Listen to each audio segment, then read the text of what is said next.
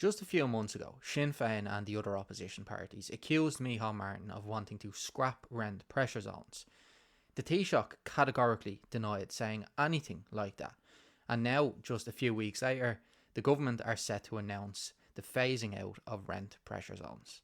Before I get into what RPZs are and the reason for the government wanting to get rid of them, I just want to point out that the leader of this country doesn't even try to hide his lies anymore. RPZs were introduced back in 2016 to basically give renters a break from the surging price increases.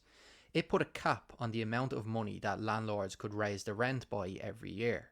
The government at the time said that RPZs would address the financial burden on tenants and that they would address the issue of supply by building more houses. Nearly a decade later, Fianna Fáil and Fine Gael are consistently missing their own targets, they're lying to the public about how many houses they're building, and they're blaming everybody else but themselves.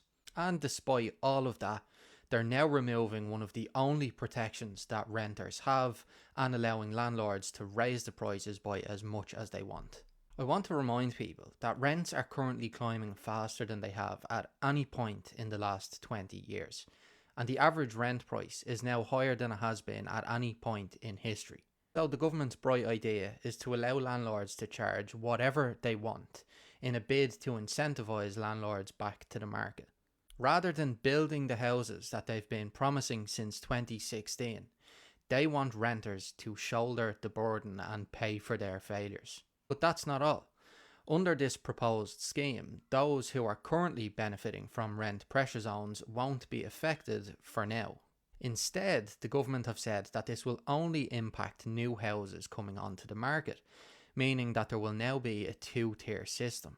To put that into perspective, take two identical apartments, same number of bedrooms, same number of bathrooms, and the tenants make the exact same amount of money. One tenant will pay €1,500 and the other tenant will pay €3,000. Why?